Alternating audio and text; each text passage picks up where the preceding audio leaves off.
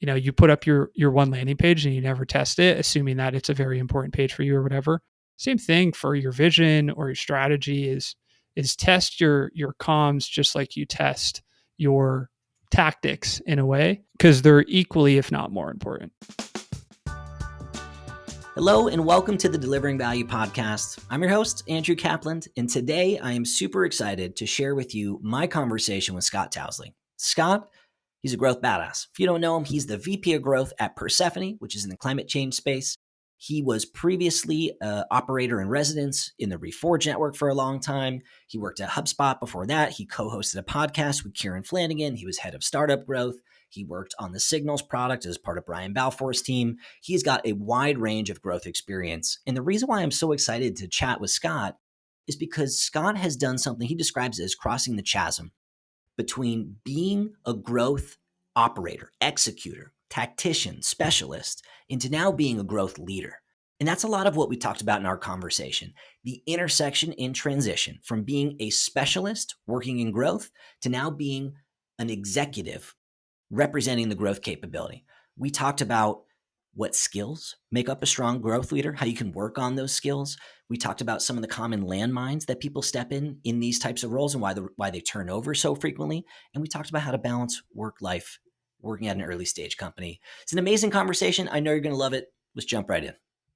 Want to take a second and thank Mad Kudu for sponsoring the show. The average SaaS business has a hybrid motion these days. When I was head of growth at Wistit and at Postscript, although we called ourselves PLG, there was a sales team at both companies. Both companies did some outbound, we did inbound. There was the product-led freemium or free trial motion, and wrangling all that stuff to understand lead scoring and quality and PQL routing is a bear.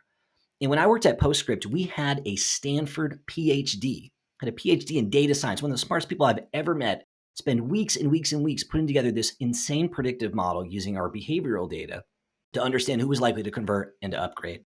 And it took weeks of doing this. We weren't really able to adjust it after the fact, and it ended up being something that was hard to maintain. And what's great is that now there's these whole suite of tools out there that can help you do this way faster. So Mad Kudu is typically the one that I send my clients to, that if I had in my previous world as head of growth would have made my life way easier. And what's nice is that they balance the hybrid motion really well. So if you're trying to wrangle PQLs, PQAs, and figure out lead scoring across your hybrid model, check out Mad Kudu. It's where I send my clients. This episode of the Delivering Value podcast is brought to you by Novatic.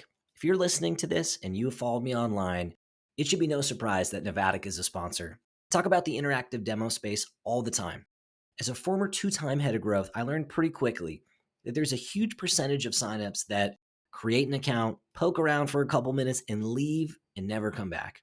If you survey these folks, they usually say, hey, I just wanted to see the product in action for a few minutes. I'm not ready to buy. I don't want to upload my stuff. I just wanted to see it.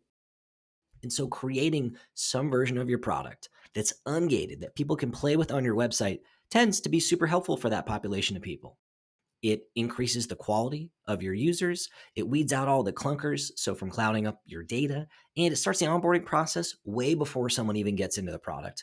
It's a huge part of the growth operating system. And if you're looking for help building this, so you don't have to take months and months doing it in-house like my engineers did, use Novatic. They create third-party tools that help you do exactly this. I send a lot of my advising clients their way, and they're a great product. Started just graduating from undergrad. Thought I wanted to work in the music industry.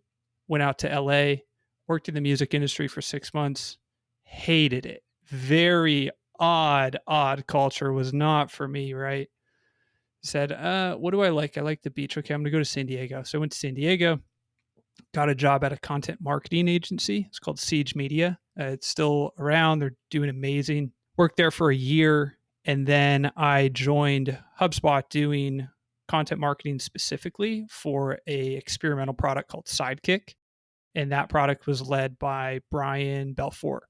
At the time, I was reading Brian's blog. It's called Co-Elevate at the time, and was learning a ton, and basically just got lucky that him and another person, Hussein, offered a job. So I started there. I worked on content marketing for about a year. Then I became interested in copywriting.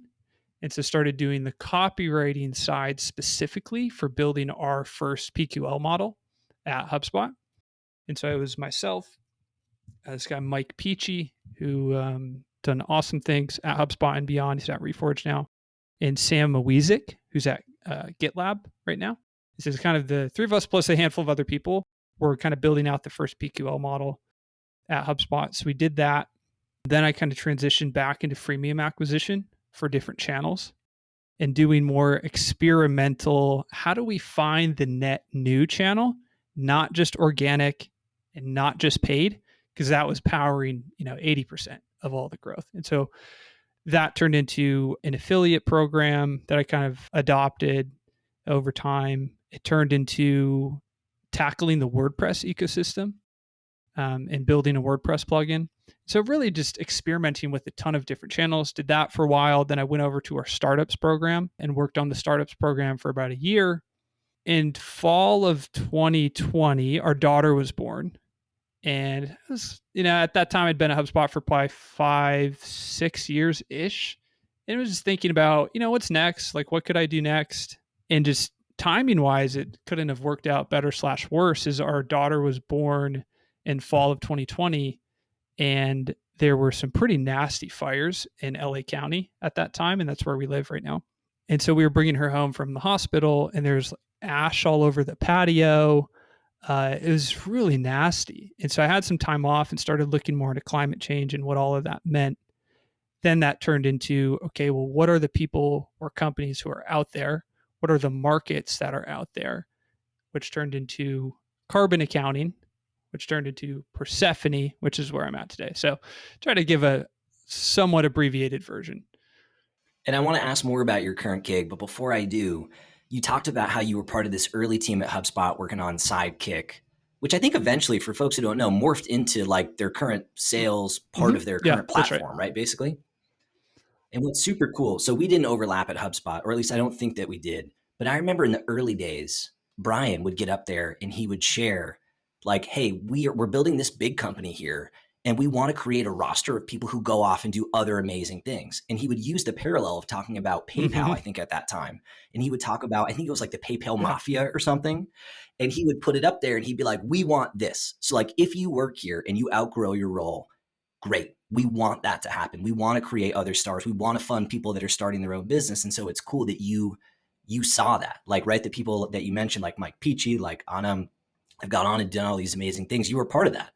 Yeah, it was a ton of awesome people have done really great stuff, right? And even Brian Halligan himself, he just started Propeller, right? Propeller is a really cool VC firm on the East Coast that's helping fund ocean projects that will help with the climate change problem. So, Brian himself is actually a really interesting example of that. But yeah, that culture was totally true at HubSpot, and spending a year or so away from HubSpot, really feel grateful, which I'm, sure you do too, with the time that, I was fortunate to spend there, because there are so many incredible, sharp, talented people that I learned so much from. So I'm very grateful that I had the chance to work there.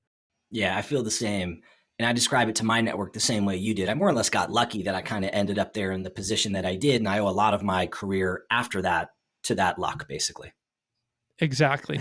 Could not agree more with that. I just got very lucky. Yeah. All right, dude. So tell me a little bit more about your role today. So VP of Growth at Persefoni, what does a week in the life look like for a VP of Growth at a company at your scale? Yeah. I mean, typically, if VP of Growth, usually it has a fork into two paths. It usually forks into marketing or it forks into product at some point. It depends on the business model and the go-to-market. My role is doing a little bit of both, actually, and it could just be the nature of any type of earlier-ish stage company, right? Kind of Series B stage company, where, on one hand, thinking about how do we reduce friction in the product experience, and considering any net new product lines or reducing friction to help people get more value from the product. A lot of user research, a lot of pulling data, a lot of pulling product data out and connecting it to other go-to-market systems. HubSpot, good example. From what I can tell, head of growth job openings exploded when the pandemic hit. It's like, I don't know if it was just the nature of PLG growing, or if it was companies got a little bit nervous and they started looking for more efficiency with their model. And so they started decreasing sales. increasing on the self-service side. And now what I'm seeing, so that happened in early and mid 2020. And now what I'm seeing are a lot of those same companies hiring their second head of growth. And so I'm seeing the tenure for heads of growth, people like us, shrink. And I'm curious, why do you think that is? Like, why is the tenure so short? Why do these roles turn over so often? Yeah, great question. Elena Verna put out an interesting meme. Did you see the meme, the clown meme I've that she seen, posted? I follow her memes. I don't know. I don't know the one that you're It was talking funny. about. It was funny. We can maybe share a link, afterwards. It's really funny. Basically, just summary that a lot of turnover, frankly, in my opinion, it's just lack of expectation setting where we're hiring a VP of growth, but the person who's doing the hiring doesn't actually know what that means. Therefore, they think they're hiring someone who does absolutely everything incredibly well, which is fairly unicorn-ish / impossible. Yeah, that doesn't It's exist. typically, right, it's lack of setting that expectation up front of what is possible, where is the focus, where do we want to go.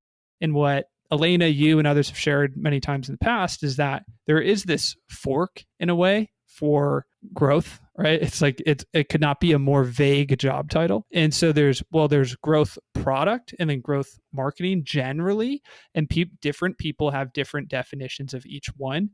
Generally speaking, the model I have in my mind, based on just either HubSpot experience, chatting with friends, kind of the position I'm in right now, is usually you have growth marketing and growth product. And within those, there's two chunks, which is optimizing what's working really well, or there's taking bets on something that's net new, right? And so you have to have this more hypothesis driven framework or thinking of, well, what is your hypothesis? Why do you believe that is true? And how can you test that to see if it's correct or not? Whether you're doing that optimizing your search traffic or paid that is getting thousands, millions of visits per month, or you're creating something net new from scratch, a new product line, going after a new channel, it's all this in the same ethos. And so I think that's what gets wrapped into this head of growth is this more hypothesis driven work of optimize something that's doing a good enough job, but I think you could get a lot more juice out of it. And so you run tests to squeeze more out of it, and then doing the net new. Where the turnover happens with these growth roles is not being able to set boundaries and limits of what is or isn't possible, and or tying things back to output or outcomes or results relative to why you may or why anyone may have been hired in the first place. So, I mean, frankly, I think a lot of it comes down to expectation setting, partly education. I've learned that's very important as well, is the internal education of what is possible, what isn't possible. So, in my experience as a coach, those are some of the biggest missteps that I see, just for what it's worth. It's not so much that folks don't know the growth plays or the growth tactics. You called it like the mix of growth marketing and growth product. Like typically folks know at least the 80-20 there if they get hired in these types of roles. It's the other side. It's how do I be a leader of this team, not just a tactician. And that's some of the stuff that I heard you say, tying the projects back to outcomes, setting the right expectations, making sure that you're sharing and disseminating information across the org. It's being a growth leader, not just a growth operator. Totally. And that's an interesting take too, and aligned with what Reforge has talked about a lot with like the messy middle concept, right? Where you have these folks who are not necessarily early, but they're in this transitory period, getting either from senior IC into running a team or running a team into running a larger team. There's the crossing the chasm type work where it's not really clear, and there's different frameworks that I've picked up over time just observing and watching how other people run teams, which have been really, really helpful. Yeah, I think it's some of that stuff. And a lot of times I also see a pattern where junior mid-level growth folks just jump right into the work and they forget to do setting the expectations like you talked about, or creating the strategy or the vision for the team. And they kind of just jump right into quick wins thinking, hey, as a growth marketer, as a growth PM, that got me a lot of attaboys, for lack of a better term. And now I'm a leader, and I think that it's the same playbook, but it's something different. And so I'm wondering, how did you learn that, right? Because that's a pretty nuanced thing to pick up over time. Did you have mentors or leaders that you've looked up to in your career where you've picked that stuff up, or did you just intuitively figure it out? Definitely did not intuitively figure it out. I can tell you that much. I screwed up quite a bit, many, many, many times, and still continue to screw up a lot, here and there. What I've tried to do is have a mixture. I can't say I've had formal mentors, more so people who I'm regularly talking to about whatever the problem is that I'm having at the time. So one of the mentors that I did have, I guess I just never called them mentors, but I'm describing what a mentor is. So, yeah, it's kind of a funny thing to ask someone to be your mentor. It's sort of like, it's like kind of a formal term to put on a friendship. Usually it's, I have this problem. I've been thinking about it. I cannot really work through this. I'm feeling stuck.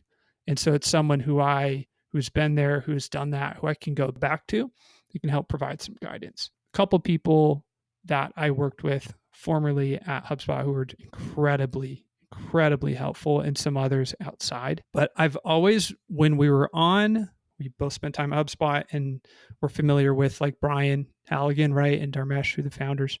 Whenever we would have all hands meetings, or they would be at Inbound, which is a big conference that HubSpot would run, I'd always try and take notes on what they talked about and why they talked about it and what they were trying to get, what message they were delivering, right? And the ability to communicate something that's pretty complicated very simply is really challenging.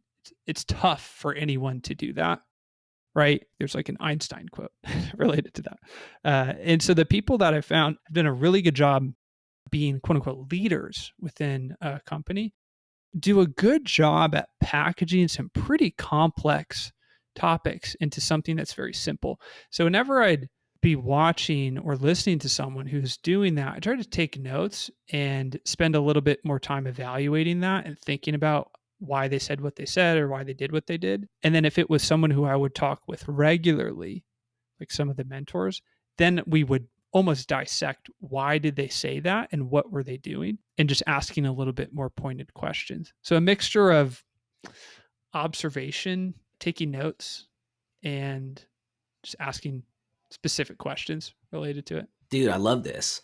And more people should do this, right? When you see someone who has a really good example of a skill that you think is important, find ways to dissect it and discuss it with other people to figure out, what is it? Am I seeing the same thing that you see, or is it actually something different that my mind just can't take in for whatever reason? Is there a third step there? Like, how do you work on that skill? Like when you go to apply it and you're creating a presentation or a talk, whether it's to your team or a larger part of the organization or whatever, how do you know if you've improved that skill of explaining complex topics in a simple way? Because working in growth, it's all pretty complex. Yeah, totally. One of the things we started doing recently at Persefoni, which is where I'm at now, is when we're working through a fairly complex problem that requires education as part of it, where we need to work on explaining something to other people, which has been done in reverse thousands of times, right? Persefoni works in carbon accounting. Carbon accounting is pretty complicated. I don't know anything about carbon accounting when I started. I know a little bit more now. And so I've gone through so many sessions. What we started doing to get feedback on this is to do these daily sessions where we will have almost pitches. So we'll pitch each other, right? Peers who have never seen something before. And then we ask for like a score. Hey, how easy was this to understand? Right? Or how, where are there stumbling blocks? And so we do these really rapid cycles of communication because our team thinks a lot about cross-functional communication, working with other teams. And so we try and have this internal focus group for comms where we can always be working on improving that. Now, that works for a small team. When it comes to external, such as doing a board presentation or an actual presentation at a conference or something, which has been many years since I've done that, it's really just same thing, getting those rapid feedback cycles from someone who hasn't seen it before, just like when you're doing user research and someone who's never seen your product and you want them to have them walk through it and explain it. Same thing for a presentation.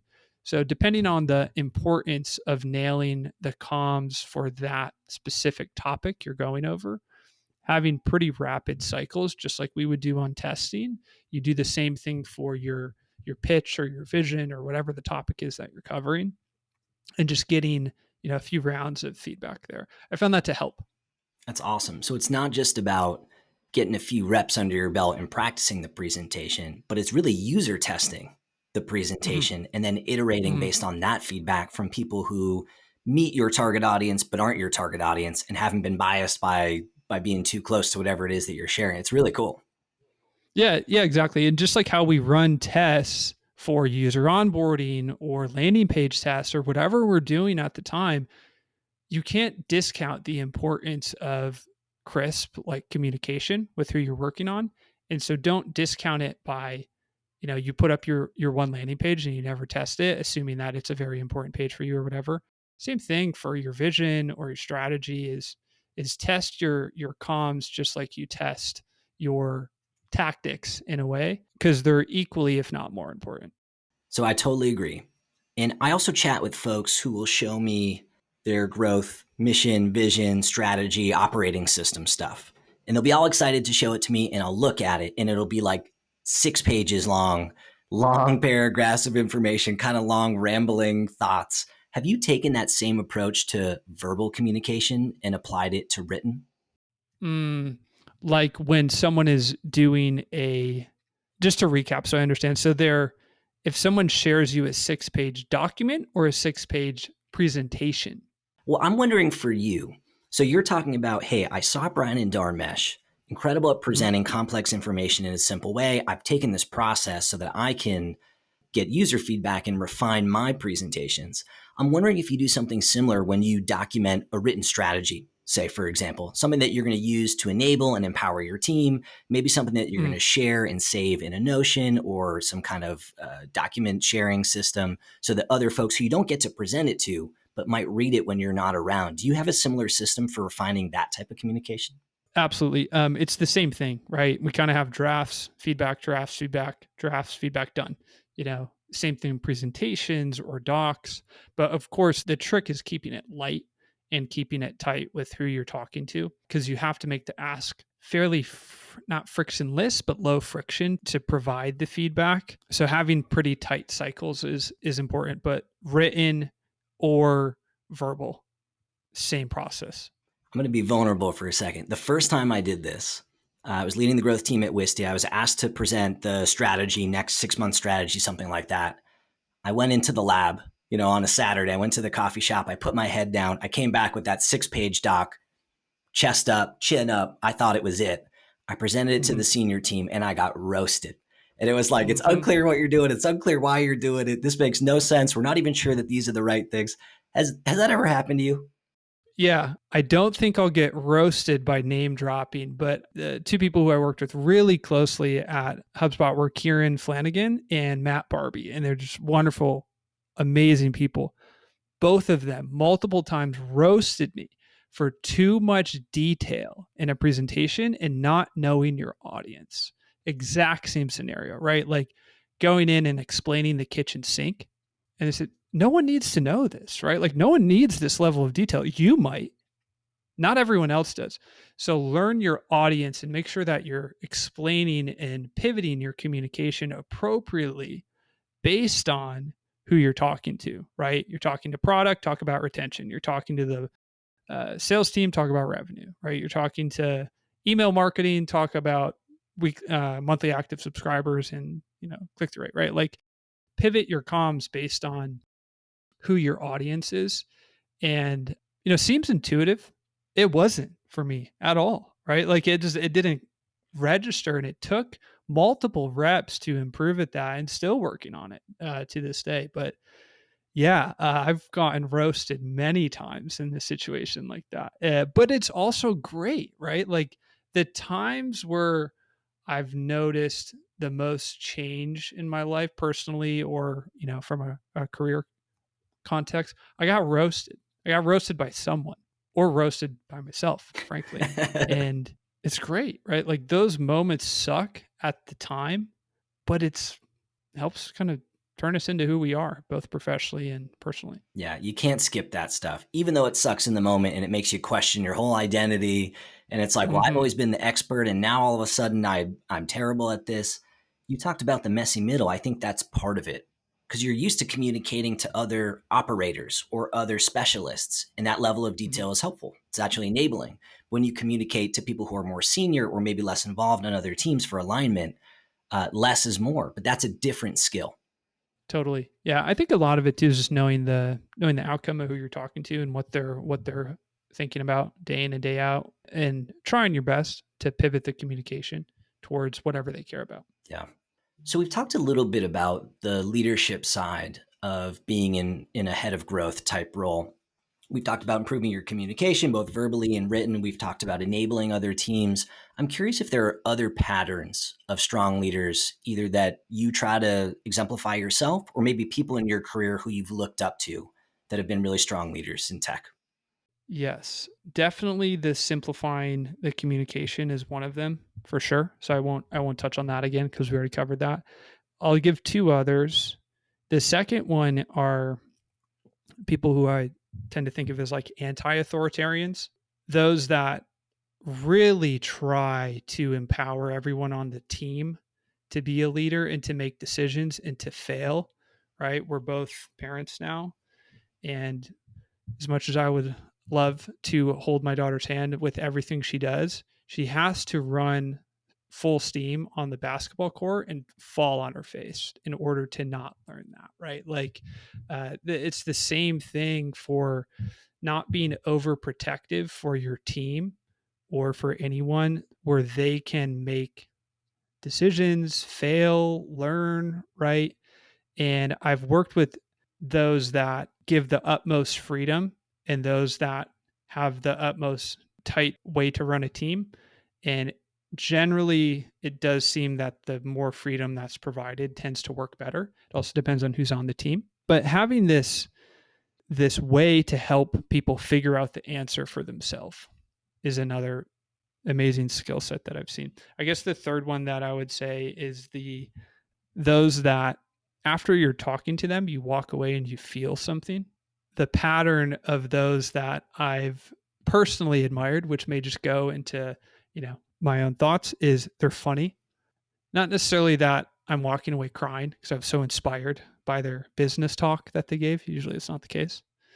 A little more cringy, depending on the context. But there is something with having a sense of humor that it works well in a leadership role. Again, I can't say that that's the most important or critical role or attribute. I think you can more broadly summarize it that they make you really feel something at the end of an interaction. But what is the most common theme that I've found to be those that I've admired? A sense of humor, funny enough. I'm not sure why. I'm curious. I'd love to actually hear a little bit more because I've seen this too. And sometimes I think it's helpful if things are feeling a little tense, which they can in tech, right? Like we set pretty aggressive goals. There's often a lot of pressure, especially in growth roles. And the ability to keep things light is helpful, is valuable for everybody. Like the way that you feel, the way that the team performs, the way that others perceive your team. And is it that, or is it the storytelling side of things? It's a little both. If I had to pick one, more of the former.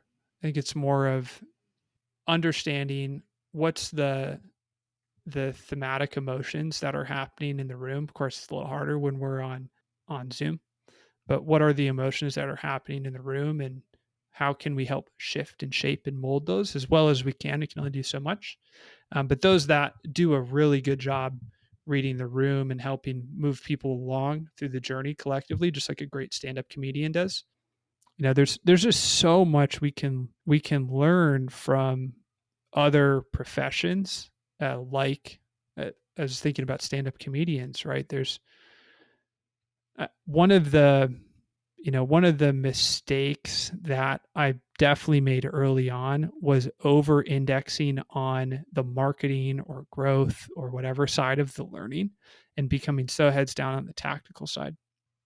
not taking a step back in learning or listening or studying other professions of sorts, right? Like, or just enjoying, right? Stand up comedy, war books, and like there's no there's no better place to learn about strategy than those that from a military standpoint, right? Like, not to say that we should be running a business with a militant mindset, but in terms of strategy and understanding, first, second order, third order consequences of making decisions, spending time to get out of the tactics of whatever the profession is, which in our case would be like a growth marketing product profession, and spending a good chunk of learning energy and time going in sprints. So I try to go in quarterly sprints of learning on a specific topic, and then I usually try and pivot to the next thing or double down and do it for another quarter. But yeah, I've fell down different rabbit holes of copywriting, behavioral science type work, military. So it's just something that I've tried to make sure I'm finding the right balance, not becoming too narrowly focused on the roles that we're in. I love that. I remember reading at some point that Kip Bodner, for those who don't know, the CMO at HubSpot, was taking improv classes. I remember at some point, I think when he had maybe just become the CMO or shortly afterwards, as part of improving, I don't know, I don't want to speak for him, but improving the way that he presented himself and probably made the room feel. Yeah, huge. There's two people I know of that, to your point earlier of like, what is a strong leader, that actually have an improv background. One is Adam Grenier, and another is John, who is executive at HubSpot. And you can tell, right? You can tell it's a really interesting background for people that do come from improv, because shit happens every day on the excuse my language. Things happen every day on the job that we need to pivot and react to quickly. And so it is interesting finding people who have that background, do a really nice job improving, in those situations. Earlier in our convo, you talked about prioritization also being one of the main skills that are important for roles like yours. And I imagine even more so as a parent, right? So before we started recording, you and I talked. I'm a parent, you're a parent, you've got a few kids. How has your ability to prioritize changed as you've become a parent and had your kids get older?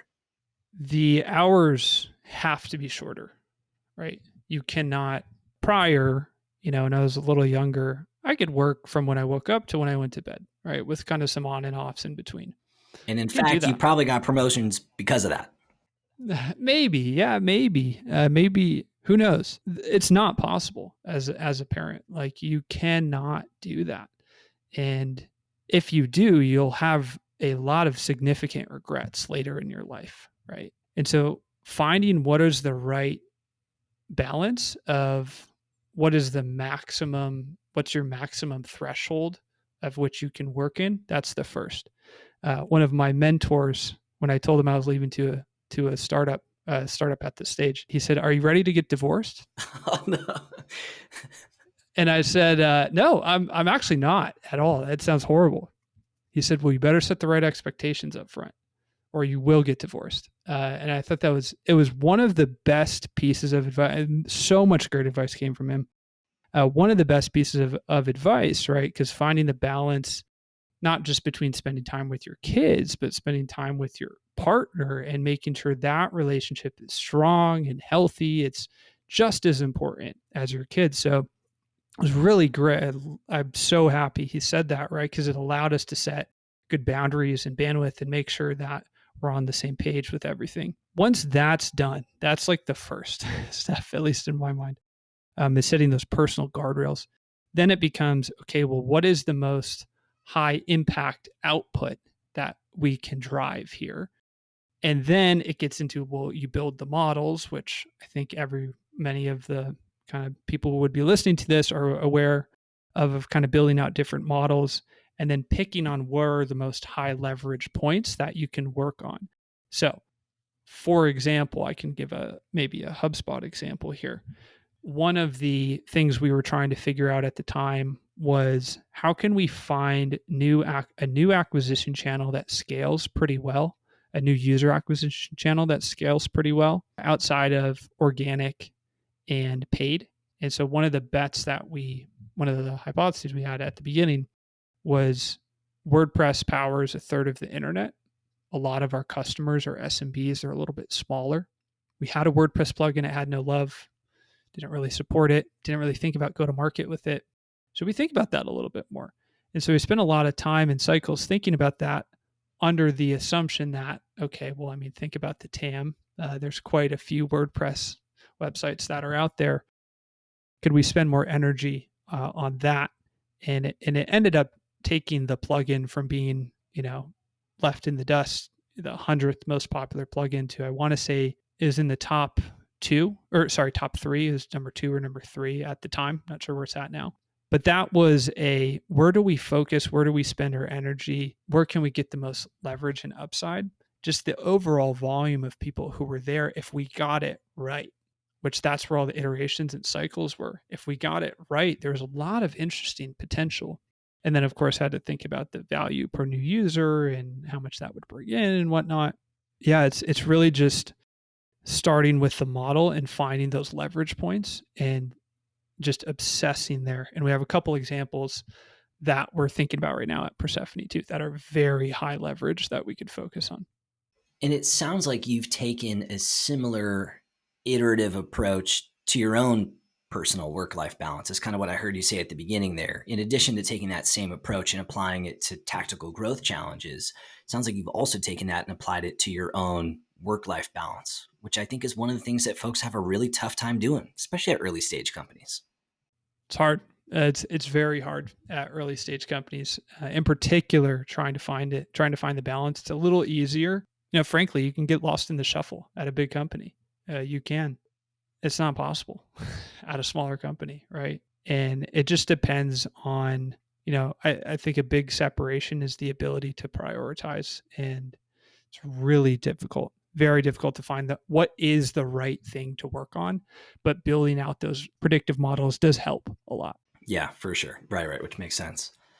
At this point in your career, for a lot of folks listening to this, you've probably made it compared to where a lot of folks are at, right? VP of growth at a really sweet company, previous growth experience. What does career growth mean to you at this point? That's a good question. One of the pieces of advice that I had, I believe it was from Brian Balfour directly, is just optimize for learning in your career and make sure that you're always in a place where if you know too much, and this is now my own phrasing, I'm not quoting Brian at this point. If you know too much, by being the smartest in the room, it gives you a lot of leverage and it can help financially. There's a cutoff, right? Like there's a cutoff for whoever in the world of what is enough for anyone. And then you start to look for meaning elsewhere. And the meaning that really keeps on giving in a way is the learning side of it. And so what I always try and do is carve out time in a day and try to build a habit around it. It's shifted over the years, but for now, it's right when I wake up. Right when I wake up, I have 1 hour. I'll be reading something, watching something, listening to something of whatever I want to work on. Not a morning person that could go into it because I'm not awake enough to learn. But always, instead of reading the news, I try and have more pointed, specific learning outcomes that I'm looking for from a career growth standpoint. And that changes a lot, right? But building in that habit for learning helps with what career growth means for me personally. And in terms of scope, right, thinking about what's the most critical problem that you want to work on long term. The latest rabbit hole I've gone on is the US and China tensions in strategy, and how different leaders in the government think about navigating the challenges with China. And one of the interesting, there's a book by Ray Dalio that was really good. There's another one who's a former head of defense in the US who's thinking about this. One of the interesting patterns with China, and something that's been talked about quite a bit, is the 100-year marathon. And 1950 kind of set a 100-year goal to become the economic superpower in the world. And so by 2050, they could achieve that milestone. And everything was set on that 100-year plan that they had, right? It was not a 10-year plan. It was not a 3-year plan. It was a 100-year plan that spans generations. This is really interesting. And so in terms of career too, you're not always going to plan for everything. You're not always going to get value planning for everything. But to solve really big problems, to be a Elon Musk of the world, which I do not necessarily have that aspiration, to be the Elon Musks of the world, you have to think really long term and focus your energy there. For me, you ask the question, what does career growth mean? For me, it's really focused on climate change, right? And it's a pretty big problem. It's a big problem that spans many countries, many industries, individuals, businesses, everything. And so, an outcome that I'm hoping for is that globally we can help get to much lower emissions. We're not going to get to net zero necessarily, but much lower emissions by the time my career is over. And so I think of how can I find the most high leverage activities where I can personally help. The fraction of how much I'm going to help is 1,000,000%, right? And one person. But it does provide some grounding for thinking about career development and where to focus, because it's not about where am I going, it's where are we collectively going and how can I do a small part chipping in there. And it's helped a lot with kind of grounding and focus. I love that. So it's not just thinking about how can I have a big impact in my role? How can I have a big impact in my company? But it's about how can I have a big impact on something much bigger in the world, in this case, in all of our worlds. Mm-hmm. I love that, man. Yeah. So just collectively, right? Like we're all trying to work on the same problem together. Just zoom out, really zoom out and think about what is that thing that you want to spend a good chunk of your time doing, and you will likely not have the answer right away. I can't say I definitely have the answer, but I have a direction of where I want to go. Love that. Dude, thank you for coming on, sharing a little bit of your thoughts, your philosophy, your experience. It's all good stuff. For those who are listening who want to follow or interact with you, where should we send them? It's a funny question. I had a podcast for a while and I would always ask the same question. Everyone said Twitter. And so I was on Twitter a lot and I had to get off of Twitter because I would be playing with our daughter and I would be on Twitter. So my answer is not Twitter. No, just probably on LinkedIn. Just realistically is the easiest place. Add me on there. Right on. Well, dude, thank you for coming on. Appreciate the time. Of course. Yeah. Thanks for having me. It's fun. Cool, man. Well, that's it. Thank you for listening to the pod. I hope that you enjoyed the episode. If you did, I have an ask. The biggest gift that you could give me as a small business owner and as a content creator would be a review. You know the game. You can go on to Apple Podcasts. You can go on Spotify. Leave a review. That would help me service this content to other folks who are like you. Obviously, you should subscribe to the content if you really dug it. And if there's feedback that you have for me, folks you think I should chat with, stuff that you wish I would gloss over faster, whatever it is, I'm all ears. I work in growth. You're not going to hurt my feelings. I try to collect feedback and iterate quickly. You can reach out to me on LinkedIn at Andrew Kaplan or on Twitter at @akaplan. Otherwise, hope you enjoyed the episode, and I'll see you next show.